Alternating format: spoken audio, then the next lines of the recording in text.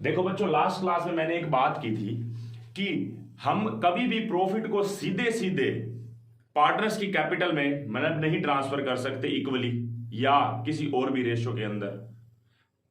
आपको कुछ रेम्युनरेशन देने पड़ेंगे जो पार्टनरशिप डीड के अंदर लिखा हुआ है। उसके बाद जो प्रॉफिट शेयरिंग रेशियो डिसाइड हुई है उस रेशियो में ही प्रॉफिट दिया जाएगा। जैसे मैंने आपको लास्ट क्लास में 1,10,000 रुपए की रेम्युनरेशन बताई, अलग अलग तरीके से आई। फिर 90,000 को मान लो क्वेश्चन में कह रखा है कि प्रॉफिट शेयरिंग रेशियो 3:2 है, तो हमने उसको 3:2 में बांटा। ठीक है, अगर क्वेश्चन साइलेंट है प्रॉफिट शेयरिंग रेशियो को लेके तो इक्वली बांटेंगे, या क्वेश्चन कंप्लीटली साइलेंट है पार्टनरशिप डीड को ही लेके, फिर हम ना इंटरेस्ट ऑन कैपिटल देंगे, ना सैलरी देंगे, ना कमीशन देंगे और प्रॉफिट को इक्वली बांट देंगे। क्योंकि वहां पे कोई डिस्प्यूट का कारण ही नहीं है, पार्टनर्स ने खुद ने ही डिसाइड नहीं किया कि कितनी इंटरेस्ट देनी है, कितनी सैलरी, कितनी कमीशन। समझ रहे हैं आप इस बात को? देखो, अब मैं आपसे अगली बात जो मैंने अपने लास्ट क्लास में थोड़ी सी डिस्कस की थी उसको अब हम कंटिन्यू कर रहे हैं। मैंने आपसे एक बात पूछी थी, आप क्या करते थे पहले ना, जो प्रॉफिट आता था ना आप उसको डायरेक्टली कैपिटल में ट्रांसफर कर देते थे। अब हमें प्रॉफिट को कैपिटल में ट्रांसफर नहीं करना, हमें प्रॉफिट को पीएनएल एप्रोप्रिएशन में लेके जाना है। मतलब मैं आपको यहां पे अकाउंट बना के बता रहा हूं प्रॉफिट एंड लॉस एप्रोप्रिएशन का। तो profit and loss appropriation account, और profit and loss appropriation account वैसे ही ये साइड आपकी डेबिट हो जाएगी, ये वाली साइड आपकी क्रेडिट हो जाएगी, जैसे आप पढ़ते हैं नॉर्मली। ठीक है, तो आप बात को ध्यान करें। सबसे पहले आप जो प्रॉफिट आपका कैपिटल में जाता था वो पीएनएल एप्रोप्रिएशन में जाएगा। मतलब पीएनएल एप्रोप्रिएशन का क्रेडिट बैलेंस होगा by profit and loss account. जो प्रॉफिट एंड लॉस अकाउंट से प्रॉफिट आएगा, जैसे अभी हमने पीछे एग्जांपल किया था, वहां पे हमने 2 लाख रुपए का प्रॉफिट निकाला था। उसके बाद हमने सबसे पहले इंटरेस्ट ऑन कैपिटल दी थी, किसको? पार्टनर्स को। तो इंटरेस्ट ऑन कैपिटल ए को और बी को, अगर आपको ध्यान हो तो कैपिटल लगाई थी इन्होंने कितनी? 3 लाख और 2 लाख रुपए। 3 लाख का 6%, मैंने एज्यूम किया था कि रेट 6% है, तो 3 लाख का 6% 18,000 रुपए इसको और 12,000 इसको, तो टोटल 30,000 रुपए। ऐसे हमें डेबिट में लिखना है। मैं आपसे एक चीज और पूछता हूं, जो हम ये प्रॉफिट दे रहे हैं, जो हम इनको इंटरेस्ट दे रहे हैं, क्या ये हमारा बर्डन है बिजनेस का? बर्डन नहीं है, ये एप्रोप्रिएशन ऑफ प्रॉफिट है। मैं आपसे पूछता हूं, देखो आपकी ना एक बिजनेस की टोटल सेल्स हुई थी 5 लाख रुपए की। 5 लाख रुपए में से आपके 2.5 लाख रुपए के खर्चे हुए थे उस गुड्स को खरीदने पे जो आप बेच रहे हैं। मतलब 5 लाख रुपए की सेल्स, मैं इसको भी कलेक्ट नहीं कर रहा, अलग से एक बात लिख रहा हूं। 5 लाख रुपए की सेल्स और इसकी कॉस्ट कितनी पड़ी थी आपको? 2.5 लाख रुपए। आपको कितने रुपए का फायदा हुआ? 2.5 लाख रुपए का। क्या ये आपका कंप्लीट प्रॉफिट है? ये आपका कंप्लीट प्रॉफिट नहीं है, ये आपका ग्रोस प्रॉफिट है। इसमें से फिर हो सकता है आप बहुत सारे एक्सपेंसेस लेस करेंगे, जैसे आप एम्प्लॉइज को सैलरी देंगे, आप जहां पे बिल्डिंग पे बैठे हैं उसका रेंट देंगे, बिल्डिंग यूज कर रहे हैं वहां पे इलेक्ट्रिसिटी भी यूज हो रही होगी तो उसका इलेक्ट्रिसिटी का एक्सपेंस देंगे, आपने लोन ले रखा है तो वहां का उसका इंटरेस्ट भी देंगे, आपने अगर अच्छा बिजनेस कर रहे हैं तो आपको ऑडिट भी करवाना पड़ेगा, आपको लीगल खर्चे भी पे करने पड़ेंगे, आपको वेजेस भी देनी पड़ेगी। ये सारे खर्चे जो हैं ये खर्चे भी तो करेंगे। तो ये खर्चे मान लेते हैं आपके 50,000 रुपए के हुए, तो अब आपके पास कितना प्रॉफिट बच गया? 2 लाख रुपए। ये आपका नेट प्रॉफिट है। अब मैं कह रहा हूं आगे, हमने ए और बी जो पार्टनर्स हैं उनको 18 और 12 30,000 रुपए का इंटरेस्ट दिया। क्या इससे भी प्रॉफिट कम होगा? देखो, देखा जाए तो प्रॉफिट 2 लाख रुपए से 170 रह गया, लेकिन एक्चुअल में ये प्रॉफिट कम नहीं हो रहा, ये प्रॉफिट बट रहा है। ये जो आपका ये जो इंटरेस्ट था ना, इंटरेस्ट ऑन कैपिटल या सैलरी या कमीशन, ये प्रॉफिट को कम जरूर कर रहे हैं लेकिन बट के प्रॉफिट कम हो रहा है। किसी बाहर वाले बंदे को नहीं देने, किसी बाहर वाले के लिए हमारी लाइबिलिटी नहीं है। ये जो खर्चे थे ना, ये सैलरी टू एम्प्लॉइज, रेंट देना बिल्डिंग का, या इलेक्ट्रिसिटी के खर्चे देना, या फाइनेंस चार्जेस जैसे इंटरेस्ट देना लोन का, ये हमारा बर्डन था। ये बर्डन हमारा था, जो ये हमारा कहां पे आता है? जो भी बर्डन होता है, ये 50,000 पे हमारा बर्डन था। बर्डन को हम एक बार वर्ड और बोलते हैं, चार्ज अगेंस्ट प्रॉफिट, मतलब ये हमारा चार्ज है, हमें इसको देना पड़ेगा, ये हमारे प्रॉफिट के अगेंस्ट पे करना ही पड़ेगा। लेकिन मैं आपसे ये पूछूं, ये 30,000 जो है ये क्या है? ये चार्ज नहीं है। अगर मान लो बिजनेस को लॉस हो जाता है ना, तो हमें पार्टनर्स को interest on capital, salary, commission ये देने की जरूरत भी नहीं है। मतलब ये हमारे ऊपर बर्डन नहीं है। बर्डन तब होता कि चाहे प्रॉफिट हो चाहे लॉस हो, हमें ये पे करना ही करना पड़ेगा। मतलब मैं बोलूं इंटरेस्ट हो गया, कमीशन हो गई, सैलरी हो गई, ये सारा कुछ करने के बाद इनके पास 90,000 बचे। ये जो इंटरेस्ट ऑन कैपिटल या कमीशन या सैलरी टू पार्टनर ये दे दिए जाते हैं, तो इससे प्रॉफिट तो पक्का है कम हो रहा है। देखो 2 लाख से प्रॉफिट सिर्फ 90 का रह गया, लेकिन ये बर्डन नहीं था हमारे ऊपर। ये तो पार्टनर्स ने अपने एग्रीमेंट कर रखे कि हम ऐसे ऐसे प्रॉफिट को बांटेंगे। प्रॉफिट के बांटने से भी तो प्रॉफिट कम होगा ना, होगा, लेकिन वो हमारे ऊपर बर्डन नहीं था।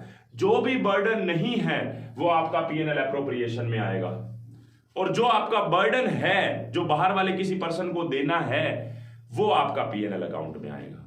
बात को समझे इस बार, ठीक है? तो कहने का मतलब है, मैं यहां पे डेबिट में लिख जरूर रहा हूं, लेकिन ये नहीं है कि मेरे ऊपर ये बर्डन है। और वैसे भी जेब से पैसा नहीं जाएगा, मालिक कितने रुपए से कैपिटल बढ़ा देंगे बिजनेस में, ठीक है? आप 11th का ट्रीटमेंट ध्यान करें। Financial statement of sole proprietor में आप क्या करते थे? कैपिटल के अंदर नेट प्रॉफिट ऐड करते थे, फिर आप कैपिटल में इंटरेस्ट ऑन कैपिटल भी ऐड करते थे, इंटरेस्ट ऑन ड्रॉइंग लेस करते थे। तो आप वो ध्यान करो, इंटरेस्ट ऑन कैपिटल आप ऐड करते थे ना, तो इससे मालिक की कैपिटल बढ़ जाएगी, ठीक है? फिलहाल मैं उस मुद्दे पे बात नहीं कर रहा, मैं आपको ये बताना चाह रहा हूं कि यहाँ पे जो एप्रोप्रिएशन में जो भी चीजें आएंगी ना, ये एप्रोप्रिएशन ही है। ये प्रॉफिट को घटा जरूर रही हैं, लेकिन बांट के घट रहा है प्रॉफिट, ये नहीं कि बाहर वाले किसी पर्सन को पे करके घट रहा है, ठीक है? तो इंटरेस्ट ऑन कैपिटल हमने दी, और इसके अलावा हमने सैलरी दी। हमने सैलरी दी किसको? ए को 30,000 रुपए। फिर हमने कमीशन दी किसको? बी को 50,000 रुपए। देखो कैलकुलेशन को मत समझो कि किस हिसाब से 50,000 आपने निकाल दी, किस हिसाब से। मैं सिर्फ अभी अमाउंट में बात कर रहा हूं, अमाउंट कैसे निकालना है इसकी डिस्कशन होगी, इसलिए अपने माइंड में सिरदर्दी लेके मत घूमो कि 50,000 कैसे आया, ये सैलरी कैसे आया, ये 18-12 कैसे आया। कोई प्रॉब्लम नहीं, आपको सिर्फ ये पता होना चाहिए ये अमाउंट आया हुआ है। अब 2 लाख रुपए का जो प्रॉफिट है उसमें से हमने इंटरेस्ट दे दिया पार्टनर्स को, सैलरी दे दी, कमीशन भी दे दी। अब आगे बात करते हैं। देखो होता क्या है कि मालिक ने अगर बिजनेस में से पैसा, मतलब बिजनेस में पैसा लगाया है, तो बिजनेस का फर्ज है कि मालिक को उसके ऊपर इंटरेस्ट दे। हमने इंटरेस्ट दिया क्योंकि हमने उनसे पैसा लिया है मालिकों से। किसी मालिक ने बिजनेस के लिए काम किया है, वर्किंग पार्टनर बन के रहा है, तो हम उसको सैलरी भी देनी बनती है। किसी मालिक की गुडविल के कारण हमें प्रॉफिट्स हुए हैं, तो हमें उसको कमीशन देनी भी बनती है। लेकिन अगर किसी मालिक ने बिजनेस में से पैसा निकाला है तो उससे इंटरेस्ट लेना भी बनता है। That is called interest on drawings. अब क्वेश्चन ये राइज होता है कि आप 11th क्लास में जब पढ़ते थे तो इंटरेस्ट ऑन कैपिटल और interest on drawing PNL account के अंदर आता था, वहां पे भी तो एप्रोप्रिएशन ऑफ प्रॉफिट था, तो हमें उसको पीएनएल में क्यों लिखना हुआ? क्योंकि वहां पे अकेला मालिक था। आप इसके लिए एप्रोप्रिएशन कब बनता है? जब बांटने के लिए एक से ज्यादा बंदे हों। जब अकेला ही पर्सन था तो सारा कुछ उसी का ही है, तो हम पीएनएल अकाउंट में तभी लिख पाते थे। अब क्या है कि एक से ज्यादा पर्सन अगर काम कर रहे हैं, मतलब पार्टनरशिप बिजनेस है, तो हम क्या करेंगे? इसके लिए पीएनएल एप्रोप्रिएशन अकाउंट बनाएंगे। तो यहां पे इंटरेस्ट ऑन ड्रॉइंग्स आएगा, इंटरेस्ट ऑन ड्रॉइंग्स ये आपका रहेगा, ठीक है? अब बात ये आती है कि इंटरेस्ट ऑन ड्रॉइंग ए का और बी का बन रहा था 2,000 और 1,000, मतलब टोटल 3,000 रुपए हमें उनसे इंटरेस्ट मिलना है, देना नहीं है। देना इंटरेस्ट ऑन कैपिटल है और उन्होंने पैसे निकाले तो उनसे इंटरेस्ट मिलना है। अब टोटल आप करके देखें कि कितना बन रहा है। 2,03,000 इधर का है और 2,03,000 में से 50, 80 और 1 10, तो ये घटा देंगे तो 93,000 हमारे पास बच गया। ये 93,000 को एज्यूम कर रहा हूं। देखो मैं आपको क्वेश्चन तो करवा नहीं रहा, सिर्फ एक वर्किंग करना सिखा रहा हूं। एज्यूम कर रहा हूं कि profit sharing ratio between A and B is equal to 2:1, 2:1 इनकी रेशियो है।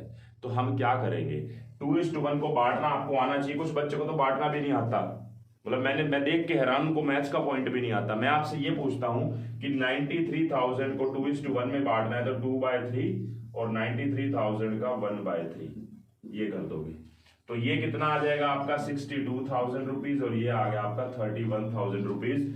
आप ये यहां पे लिख दोगे, ए के अकाउंट में 62,000 और बी के अकाउंट में 31,000। और ये इस तरीके से आप अपने पीएनएल एप्रोप्रिएशन अकाउंट को प्रेजेंट करेंगे।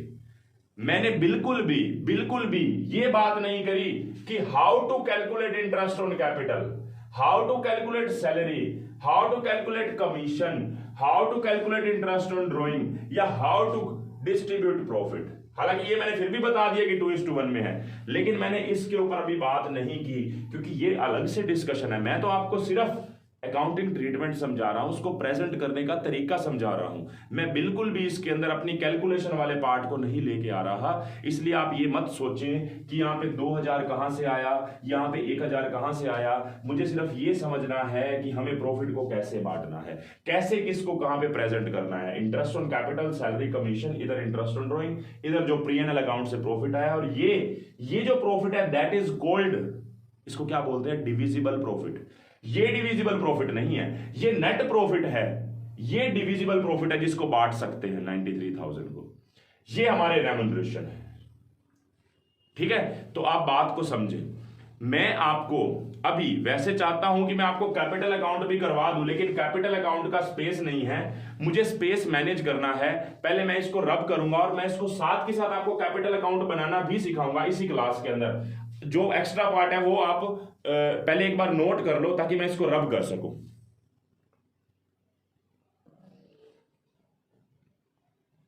देखो मैं आगे बात करता हूं। मैं आपसे यह पूछूं कि जो आप प्रॉफिट था, जो आपने कमाया प्रॉफिट, आपने उसको पीएनएल एप्रोप्रिएशन में तो बांट दिया आपने बिल्कुल इजीली।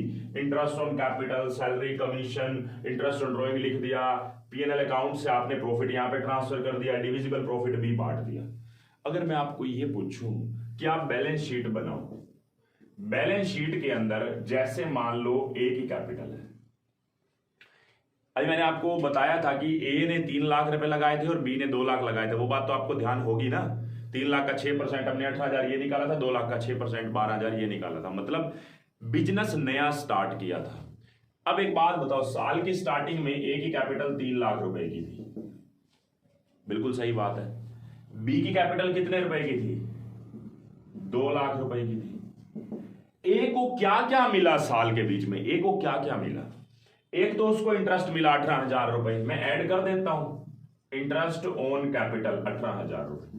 बी को मिला इंटरेस्ट कितना, 12,000 रुपए। फिर ए को सैलरी मिली कितने, 30,000 रुपए। लेकिन बी को कमीशन मिली 50,000 रुपए।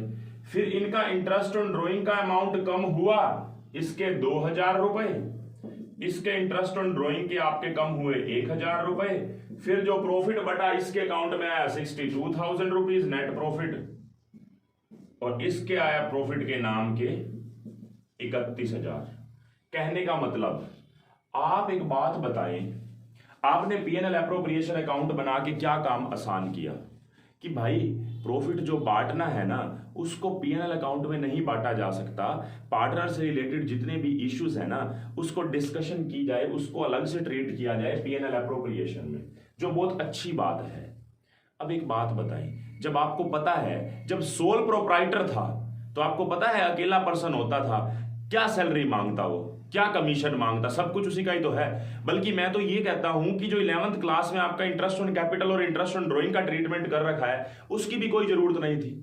जो कमाया, जो सारा का सारा उसी का है। अलग से इंटरेस्ट ऑन कैपिटल देके क्या हो जाएगा? देखो पीएनएल अकाउंट के डेबिट में हमने इंटरेस्ट ऑन कैपिटल डेबिट किया था ना, वो भी कहां जा रहा था, पार्टनर्स के कैपिटल अकाउंट में ही तो ऐड हो रहा था। ध्यान करो, आप इंटेलिजेंट बच्चे हो।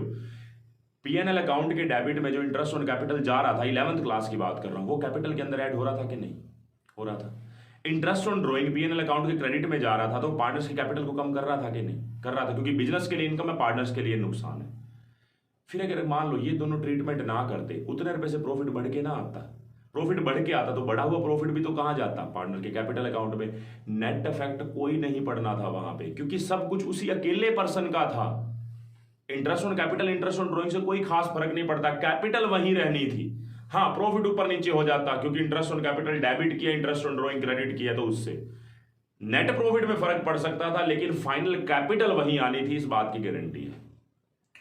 अब बात ये आती है, वहां पे तो चलो interest on capital, interest on drawing ना भी करते, कोई जरूरी नहीं था। यहां पे हर एक चीज की है, क्या क्या की है, पार्टनर के अकाउंट में इंटरेस्ट ऑन कैपिटल डाला है, पार्टनर के अकाउंट में सैलरी डाली है, पार्टनर के अकाउंट में कमीशन डाली है, पार्टनर से इंटरेस्ट ऑन ड्रॉइंग चार्ज किया और पार्टनर के अकाउंट में डिविजिबल प्रॉफिट डाला है। इतना कुछ किया है, क्या आपको लगता नहीं है कि ये खिचड़ी बन गई? दैट इज कॉल्ड खिचड़ी। खिचड़ी क्यों? सारा का सारा आपने यहीं पे भर दिया। बैलेंस शीट में और कुछ दिखाना है कि नहीं, कि सिर्फ यही बैलेंस शीट में कैपिटल को ही दिखाते जाओगे? जी इंटरेस्ट ऑन कैपिटल दी थी जी ए को और बी को, जी ए को सैलरी दी थी जी बी को कमीशन दी थी, दोनों में डिविजिबल प्रॉफिट बटा था, दोनों के इंटरेस्ट ऑन ड्रॉइंग के पैसे कम किए हैं। ऐसा नहीं है। जब आप पार्टनरशिप बिजनेस कर रहे हैं ना, तो आपको यहाँ पे एग्जैक्ट फाइनल कैपिटल लिखनी चाहिए। ए की कैपिटल इतनी, बी की इतनी, ये नहीं। इसके लिए क्या करना पड़ेगा आपको अलग से अब कैपिटल अकाउंट बनाना पड़ेगा। यही मेरा कंसेप्ट 1 है। आपको क्या करना है, अलग से कैपिटल अकाउंट बनाना है। देखो पर्टिकुलर्स में सबसे पहले मुझे बताओ, पार्टनर्स ने पैसा कितना लगाया बाय बैंक? 3 लाख ए ने लगाया, बी ने लगाया 2 लाख। मान लो ध्यान से बात को सुनना जो मैं आप बोल रहा हूं। मान लो नया बिजनेस स्टार्ट नहीं किया, पहले से कभी चल रहा था, और आज इनकी कैपिटल 3 लाख और 2 लाख है, तो आप बाय बैंक वर्ड यूज नहीं करेंगे। आप वर्ड क्या यूज करेंगे? दूसरा अल्टरनेट, अगर बिजनेस पहले से चल रहा होता तो आप वर्ड यूज करेंगे बाय बैलेंस बीडी। ये तब होगा जब ओल्ड बिजनेस है, और अगर न्यू बिजनेस है तो उसके लिए बाय बैंक, क्योंकि नया पैसा तो लगेगा ना पहले, तो बाय बैंक ही होगा।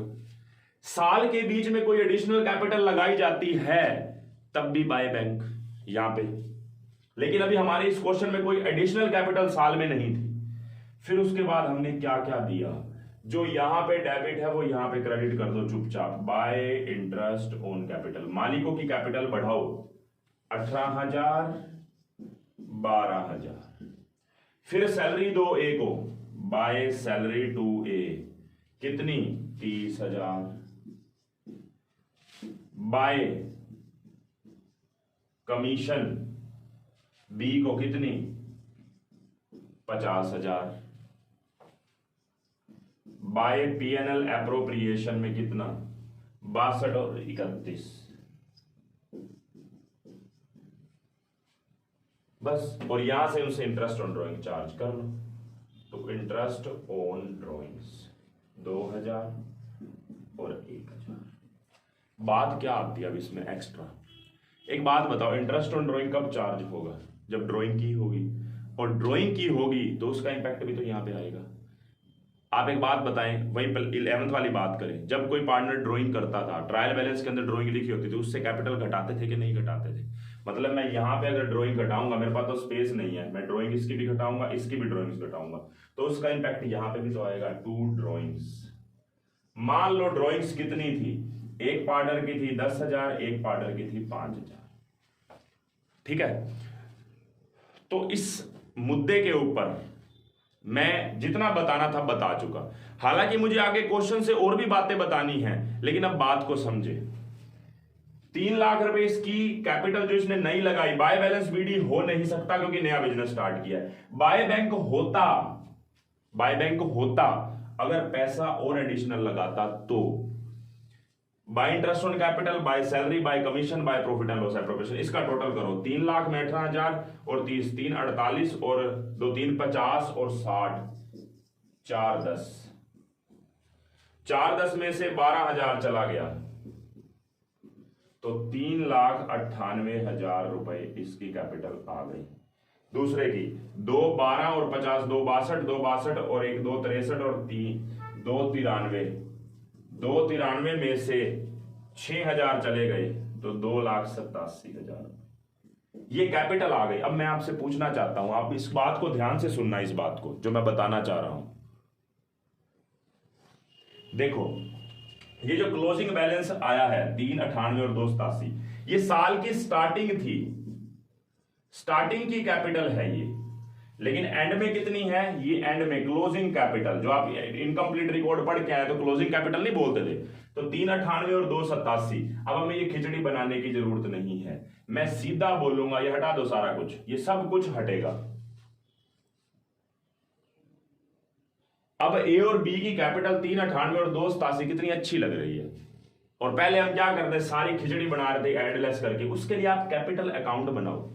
11th में जरूरी नहीं था, 11th में इतनी सारी रेम्यूनरेशन देते कहां थे, यहां पे तो बहुत सारी रेम्यूनरेशन है। आपको पता है रेम्यूनरेशन किसको बोलते हैं, salary, interest on capital, commission, इन सभी को, ठीक है। तो कहने का मतलब है आप दो चीजें बनाएंगे। अब मेरे से आपको बता दूं, बैलेंस शीट आपके सिलेबस में नहीं है, कहीं आप सोच रहे हो, ये तो मैंने समझाया है कि कैपिटल अकाउंट इसलिए जरूरी है कि बैलेंस शीट में आप सीधा ये अमाउंट लिख सके फाइनल, ना कि आप ये सारी की सारी खिचड़ी यहां पे पकाएं, ठीक है। हालांकि मैंने अभी नेक्स्ट क्लास में आपको करंट अकाउंट के बारे में भी बताना है और कैपिटल ड्राइंग और रिवेन्यू ड्राइंग के बारे में भी डिस्कस करनी है। अभी आपका ये ड्राइंग का मुद्दा, ये सिर्फ ड्राइंग का मुद्दा अभी ये खत्म नहीं हुआ, लेकिन मैं क्लास को लंबा नहीं खींच सकता, ना ही मैं इतना स्ट्रेस डालना चाहता हूं आपके ऊपर, ठीक है। तो आप इसी बात को समझे कि आपको एक P and L appropriation account बनाना है और एक कैपिटल अकाउंट बनाना है। नेक्स्ट क्लास में मैं पहले रिवेन्यू ड्राइंग और कैपिटल ड्राइंग की बात करूंगा और साथ साथ मैं आपको क्वेश्चन भी करवाऊंगा, क्वेश्चन में ही वो डिस्कशन भी हो जाएगी, ठीक। तो आपको ये चीज सारी समझ आ गई होगी, कोई दिक्कत है तो नेक्स्ट क्लास में फिर भी एक बार रिवीजन कर ली जाएगी, तब नया टॉपिक स्टार्ट किया जाएगा।